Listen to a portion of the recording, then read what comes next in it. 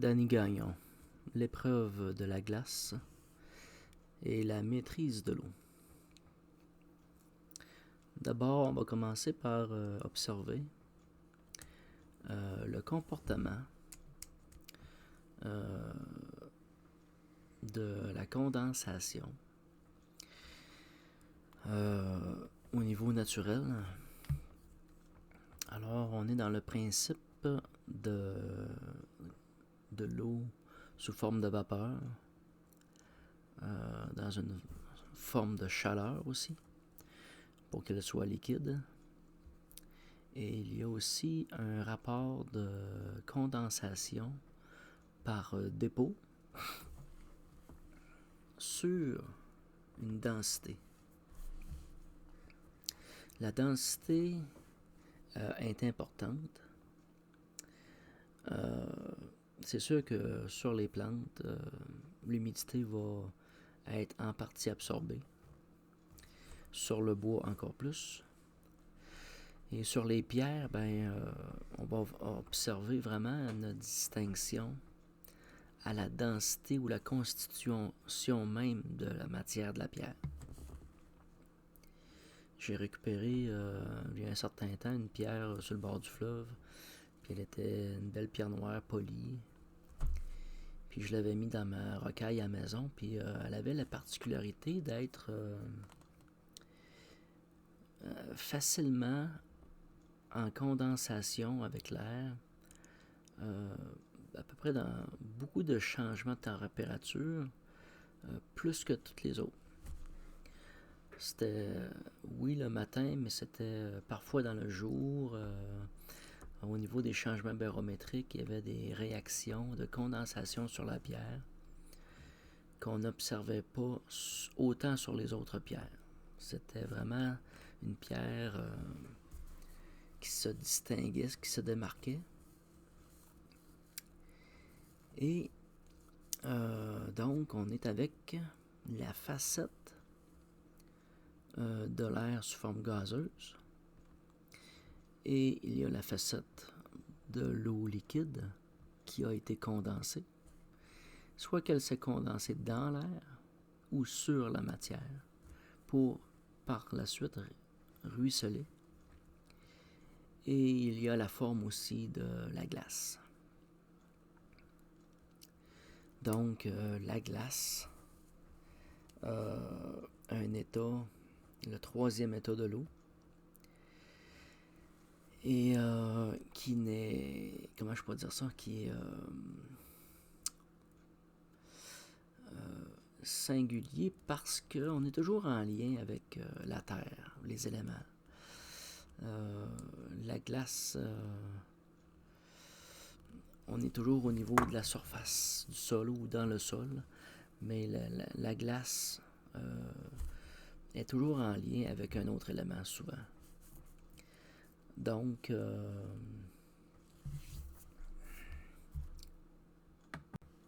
il y a différents aspects donc à la glace, au froid. C'est le ralentissement de la croissance. Et aussi un ralentissement de la croissance, mais aussi un ralentissement de la détérioration. On va observer sur le sommet des montagnes une végétation qui est souvent plus nordique, qui est des arbres rabougris, des arbres nains, des arbres qui sont éprouvés vraiment par les basses températures, en réaction comme à des saisons raccourcies, conséquemment à la maturité par la chaleur. Parce que la chaleur amène beaucoup de maturité, comme l'eau peut le faire. Alors, il y a un ralentissement de la croissance et un ralentissement aussi de la détérioration. Donc, ça nous permet de mieux conserver aussi les aliments ou tout ce qui est végétal. On va prendre exemple avec les branches de sapin ou les branches de cèdre qui vont être ensevelies sous la neige pendant l'hiver Puis au printemps, ces feuilles-là vont toutes être vertes, belles, parce qu'ils auront été protégés par la neige. Puis tout ce qui va avoir été exposé au froid va être en partie brûlé ou changement de couleur. Tu sais, il va y avoir un changement de couleur qui va nous démontrer une rudesse et une forme de brûlure. Il y a eu une période de froid intense cette année qui a eu fait moins 30 degrés à côté pendant 2 jours, puis avec des vents intenses. Ça a été quelque chose qui va avoir eu des conséquences sur vraiment le végétal. Puis c'est au printemps qu'on va voir qu'est-ce qui va s'en être remis, qu'est-ce qui va avoir réussi à passer l'hiver. Donc, il y a un aspect au froid qui est une lourdeur, qui est une force à écraser aussi, à détériorer ce qui n'est pas dans un principe de souplesse ou de forme d'une certaine rigidité. Ça va amener vers le sol, ramener à la terre. Il y a aussi un autre aspect à la glace, c'est un aspect de l'aseptisation. Je dis la glace, mais c'est aussi du froid. C'est l'aseptisation par le froid des vêtements ou de notre corps si on se lave avec de l'eau froide et à la neige. C'est une singularité à tuer certaines bactéries, certains germes qui ne résistent pas au froid. Donc, le lavage à l'eau froide a la particularité que le froid lui-même est un tueur de germes à certains niveaux. OK.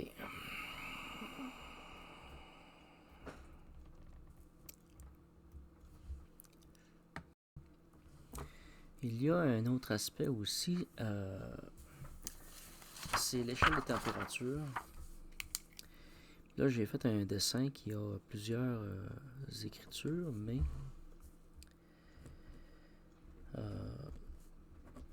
je vais en parler plus en détail tantôt. Puis sur ce dessin, j'ai dessiné une échelle, puis j'ai placé en haut le chaud et le froid en bas, comme un thermomètre. Et cette graduation est un effet d'un parcours entre le froid et le chaud. Il y a un parcours qui est fait, un parcours énergétique. C'est-à-dire que lorsqu'on est dans des températures stables, notre corps se maintient facilement. Si les changements ou les variations de température, il n'y a pas de perte trop d'énergie. Par contre, si on va faire des extrêmes, c'est-à-dire d'aller vers très chaud, puis d'aller vers très froid dans un court laps de temps, ça amène un décalage énergétique important qui pourrait presque ressembler à un choc thermique qui peut avoir l'effet aussi d'une brûlure.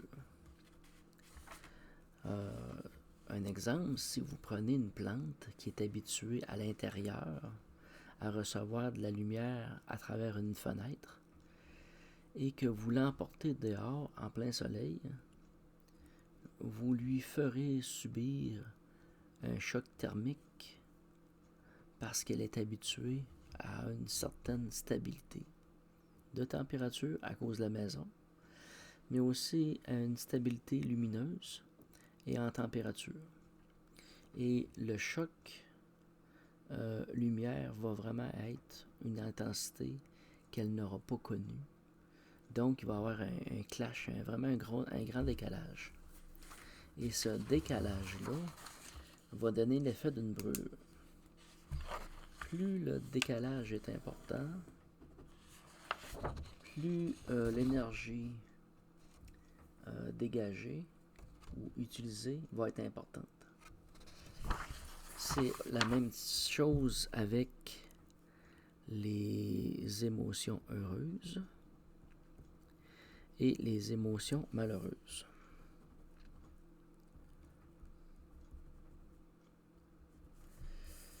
Ici. Qui est, à long terme, quelque chose qui est extrêmement épuisant et fatigant pour les individus qui le vivent ou les personnes qui entourent les gens qui le vivent. Alors, la variation de température amène une adaptation singulière au corps. Alors, au niveau de l'eau, il y a l'eau chaude, l'eau froide, l'eau glacée. On va parler de la glace. Dans l'air, mais au niveau de la terre. Et je vais commencer à transférer progressivement vers un aspect de la glace de façon au niveau énergétique. Les principes donc d'être constamment, puis même je devrais commencer par dire que pour le monde de l'air, d'aller en altitude, ce n'est pas d'aller vers la chaleur, c'est d'aller vers le froid. Il faut considérer altitude pour rimer un peu avec solitude, mais on peut aussi aller vers un principe de méditation, d'aller dans une forme d'altitude à travers la méditation qui va nous placer dans un contexte d'isolement qui va nous permettre de nous isoler et d'être plus concentré à ce qu'on peut être ou vivre comme par individu, comme personne dans sa position. Et ça, c'est un aspect de glace ou de froid qui permet une forme de condensation. Alors, le fait d'être ancré, d'avoir un lien à la terre fort, permet une condensation des mondes subtils supérieurs qui sont dans un air plus frais. Mais la condensation est souvent inversée dans le sens que c'est la vapeur d'eau chaude qui condense sur une pierre froide. Alors, ça c'est un aspect de positionnement. Comment est-ce qu'on peut être positionné à recevoir cette forme de condensation et comment pouvons-nous quelque part outrepasser la dimension de froid pour aller vers la glace et qui nous amène dans une pétrification non seulement de la pierre ou de la matière, mais de l'eau qui l'entoure. C'est un peu comme si, on va parler du monde de l'eau qui nous entoure, mais quand on est dans un monde de froid, c'est un peu comme si l'eau gèle. L'effet est comme une restriction d'agir ou un engourdissement cérébral à réagir. Ce qui fait aussi que, quelque part, une société gelée ou engourdie est comme plus facile à manier parce qu'elle ne réagit pas. Elle est lente à la réaction. Elle est pétrifiée.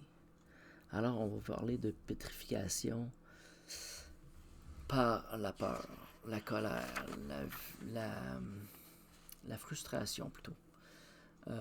par des sentiments on pourrait même parler de la honte, qui font qu'on se referme sur nous-mêmes, qu'on se replie, qu'on recule et qu'on ne fait plus rien, qu'on reste pétrifié et qui nous empêche de rentrer en réaction.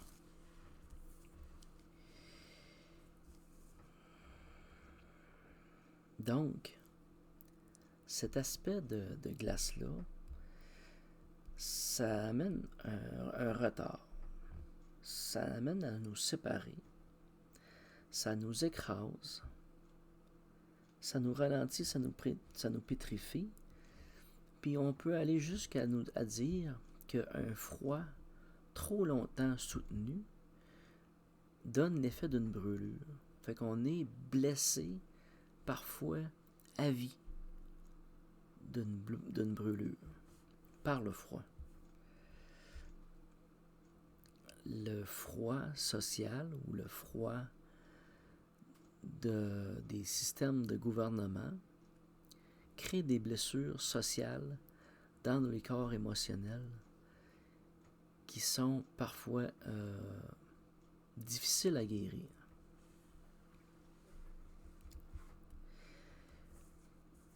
On va observer des sociétés entières qui vont être pétrifiées, qui vont suivre le mouvement par la force, comme un glacier, qui va charrier des tonnes d'agrégats et de débris, des tonnes et des tonnes, sans qu'aucun aspect potentiel de ce qui est entraîné puisse rentrer dans une réaction. Il y a un effet d'entraînement dans cette pétrification-là des mondes subtils, de l'énergie, vraiment, puis la communication entre nous est comme gelée. C'est vraiment, c'est pas la même game. C'est pas la même énergie qui passe au niveau de l'eau que ce qui passe au travers de la glace. Il y a comme un effet d'isolement.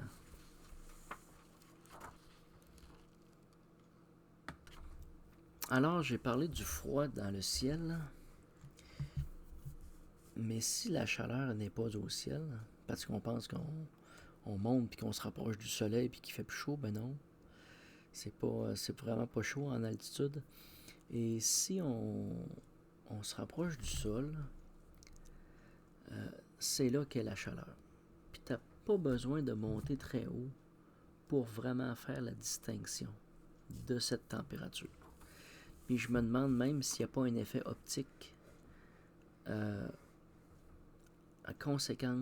conséquemment à cette température. Je vais vous donner un exemple. Montez dans un silo en silage qui mesure 60 ou 75 pieds de haut. Puis quand vous allez regarder en bas, la personne va avoir l'air d'une fourmi en bas. Les personnes vont avoir l'air de fourmis, tellement sont petites. Puis quand vous êtes au niveau du sol et vous regardez une personne directement, dans les mêmes proportions, dans les mêmes distances, c'est pas la même dimension, on dirait. C'est pas la même grosseur. Il y a vraiment un effet de optique entre le chaud et le froid vis-à-vis notre œil et l'observateur dans son observation. Et c'était un peu dur à décrire, en tout cas pourquoi. Par mes souvenirs, j'arrive pas à donner la réponse du phénomène ou du processus. Mais pour moi, c'est une évidence que quelqu'un qui est à 60 pieds de toi, en face, puis quand tu es à 60 pieds de elle, de haut vers le bas, les proportions sont pas les mêmes. Bon. Donc, la chaleur est au sol, au plus près du sol. Au plus près de la Terre, avec le contact de l'air, c'est là qu'il y a le plus de vie, de mouvement énergétique. On pourrait même parler de friction. mais il y a aussi la concentration énergétique au niveau solaire qui se fait des matières au sol direct. C'est sûr que quand on va prendre un arbre qui capte les rayons du soleil à 25-30 pieds et plus, on va voir l'effet solaire et en même temps l'effet fraîcheur de l'air qui est comme un amalgame qui est bénéfique à la croissance. Il y a comme une effervescence à une certaine altitude entre la luminosité et l'effet de l'air frais.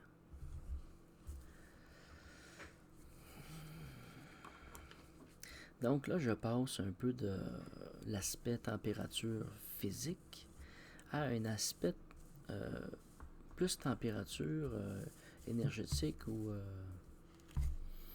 alchimique pour décrire un état d'esprit que la société vit en conscience ou parfois pas.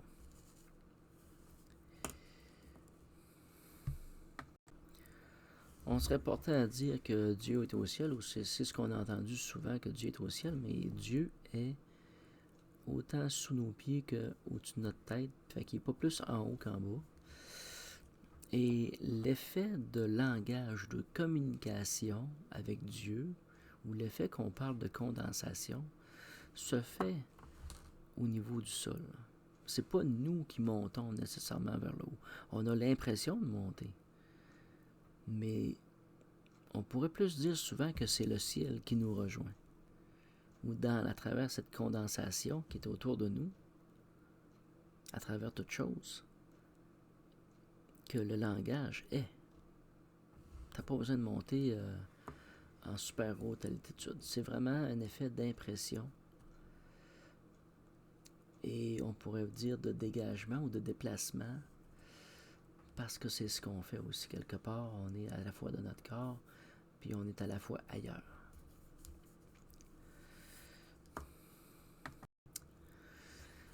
Alors, il y a dans nos sociétés des messages ou des choses qui sont annonciatrices, qui nous prédisent le temps à venir, mais au niveau énergétique. Au même titre que peut se déployer un orage ou un vent qui vient du sud, et tu vois la forme des nuages, puis tu te dis, OK, on va avoir ça, puis c'est à peu près de même que ça va se passer. On a, par connaissance, d'expérience, on va présumer de la température conséquemment à nos observations. Mais dans la société, on fait aussi le même constat avec la façon que les choses se passent, au niveau de la façon que c'est gouverné, au niveau de la façon que la communauté s'entraide, que les gens réagissent entre eux. Et on observe qu'il se dessine un horizon et un environnement à travers les mots, mais à travers les actes des gouvernements, à travers l'utilisation de la force excessive, inutile, contre, mettons, des manifestants pacifique. C'est un exemple d'énergie qui est comme en décalage. Il y a une pression énergétique, mais il y a aussi une froideur.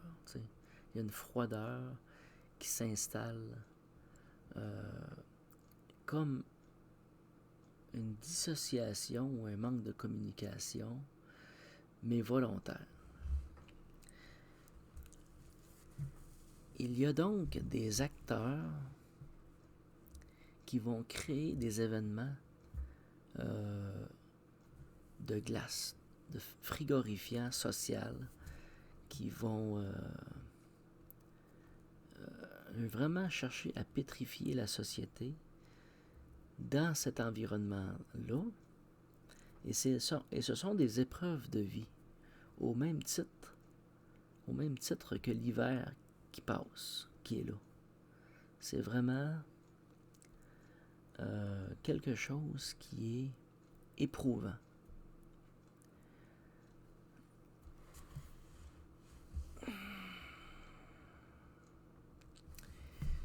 Je pense à des parents, parfois à des pères, parfois à des mères qui vont perdre la garde de leurs enfants et qui vont rentrer dans un processus de froideur et de lenteur dans des systèmes de justice qui sont débordés et qui sont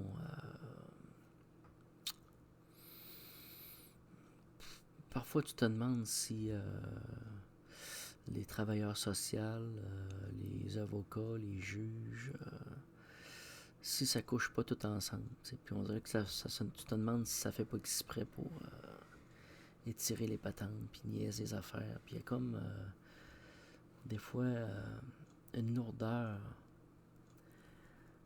et des choses qui peuvent des fois prendre des années avant de se régler. Là.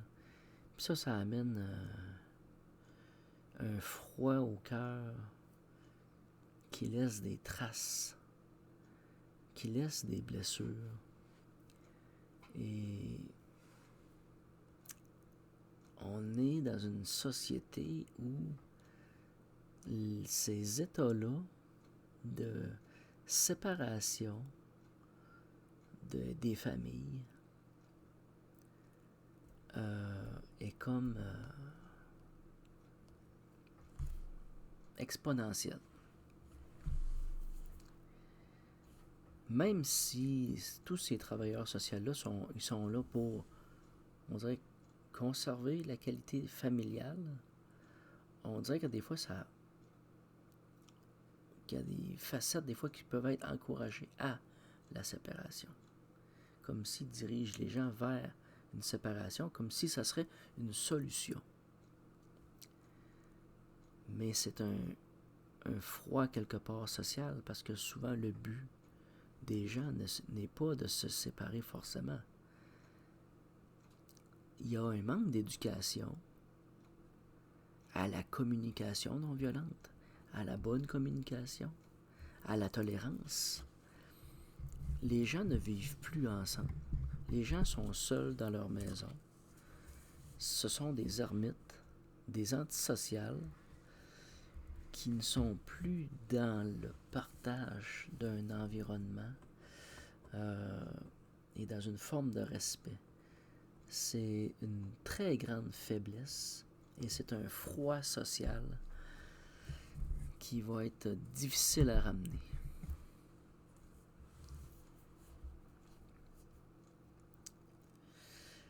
Donc, il y a des acteurs au niveau social. On va parler directement de ceux qui créent les guerres et ceux qui imposent les vaccins, qui peuvent même planifier des virus ou des choses comme ça pour créer des climats sociaux de séparation, d'isolement, de séquestration, puis de créer des traumatismes. Et j'ai parlé dans mon autre vidéo sur l'ère de glace, des marcheurs blancs. Mais là, je vais parler plus des alchimistes de la glace. Des espèces de personnages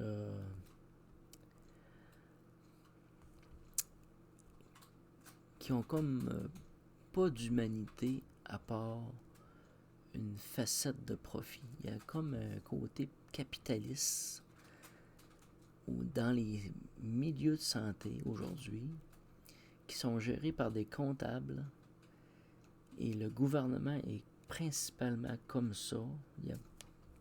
C'est pas les gens qui travaillent dans le système de santé comme ça, qui sont comme ça. C'est la gouvernance du système de santé. Puis c'est une minorité de monde qui sont portés à être dans une froideur de si grande intensité. Il y a donc des acteurs de la glace. Et les gens qui auraient les solutions pour trouver régler les problèmes ne sont pas entendus. Que les gens qui sont à la gouvernance ne les écoutent pas. Ils ne prennent souvent même pas leurs avis. C'est donc un obscurantisme, une occultation de la société par une gouvernance qui est insensible à ce qui se passe en bas. C'est un peu comme s'il serait en altitude puis il fait assez fret, c'est qu'ils ont le cerveau gelé. Là. Ils regardent les autres de haut. Là. Bon. Donc, c'est un aspect des alchimistes de la glace. Mais ce n'est pas seulement de le créer, c'est aussi de l'entretenir. D'entretenir cet effet d'engourdissement, mais aussi l'effet de la brûlure sur l'échelle de distance émotionnelle entre la chaleur humaine et des choses inacceptables dans la société. Puis il s'agit de simplement regarder les feuilletons à la télévision, certaines émissions qui sont tout le temps comme des montagnes russes, puis tu te fais charrier émotionnellement dans des montagnes russes, puis ça n'a pas de fin, et c'est un charriage émotionnel. Moi, personnellement, c'est... comment je pourrais dire ça? C'est abrutissant, là. C'est... il y a un immense paquet de feuilletons, de séries de TV que je suis même pas capable d'écouter tellement c'est abrutissant. Là. Et ça maintient les gens dans une dynamique d'être choqués, d'être frustrés, d'éprouver de la rage, de la rancœur. Puis ça, ces énergies-là nourrissent des entités, des énergies, des égrégores qui s'en nourrissent. Donc, il y a deux aspects. Tu as le gouvernement par capitaliste et tu as une espèce de forme de gouvernement énergétique de l'aspiration énergétique à travers la société ou à travers les événements de la société pour épuiser, garder dans une dynamique d'épuisement et de contrôle la société. Parce que c'est vraiment épuisant. C'est épuisant.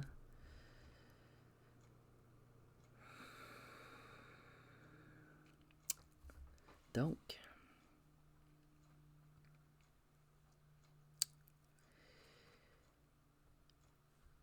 on va aller à l'opposé, dans le monde de la vapeur,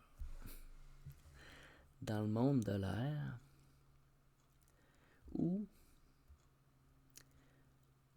on est plutôt dans un état de liberté, de légèreté, de bien-être, qu'on est face à ses choix, qu'on a la capacité de faire des choix, de les assumer, puis d'être bien avec, et aussi d'être libre de penser. Donc, on est dans une forme de chaleur qui nous permet de se distancer de cette ère de glace, de cette froideur. Et c'est ça l'épreuve de la glace. C'est ça qu'il faut arriver à se détacher. Cette froideur-là qui nous maintient dans un état d'engourdissement. Et il faut aller vers une liberté d'esprit, de conscience, de choix, et se dissocier de cette folie. Il y a, dans un temps passé, un mot qui a été utilisé pour décrire des gens qui prenaient leur vie en main, sans gouvernance, qu'on appelait des anarchistes. Mais aujourd'hui, l'anarchie, elle existe, mais par ceux qui sont dans les gouvernements. C'est eux-mêmes qui créent l'anarchie, de façon volontaire. Tu as donc les gouvernements anarchiques qui vont créer une forme d'anarchie. Et tu as aussi les énergies derrière qui les motivent à le faire parce qu'il y a un gain à faire. Il y a un gain à faire ça.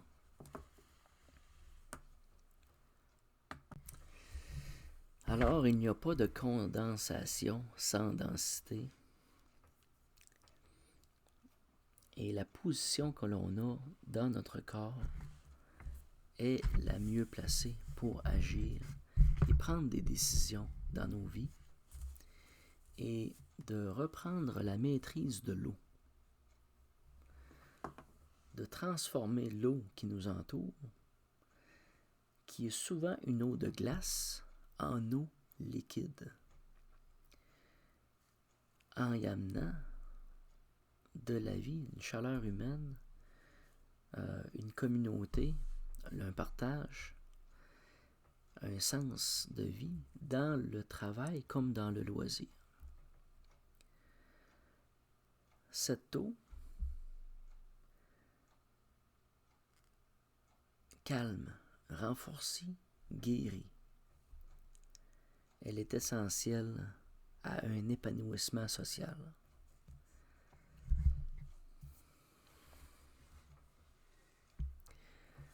Donc, c'est l'épreuve de la glace amène à la maîtrise de l'eau.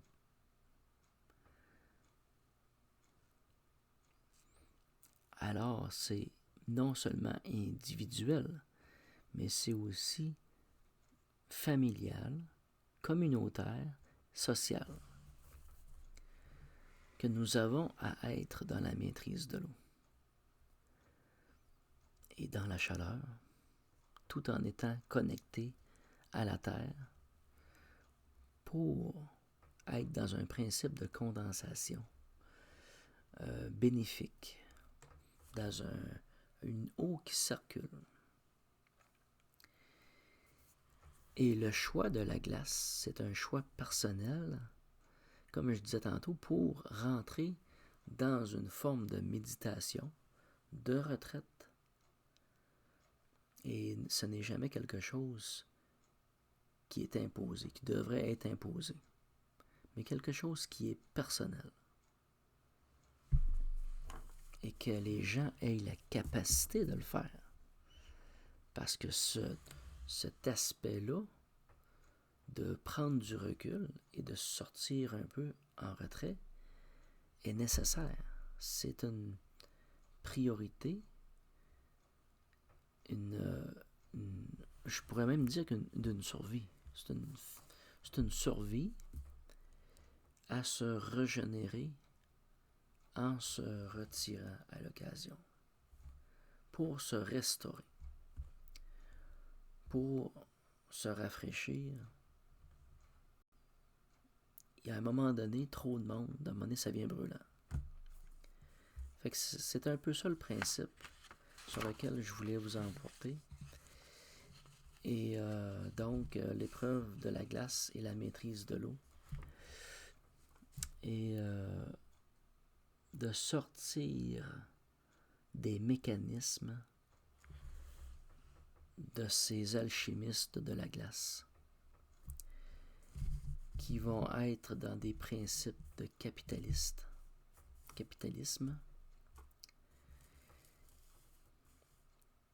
de non-chaleur humaine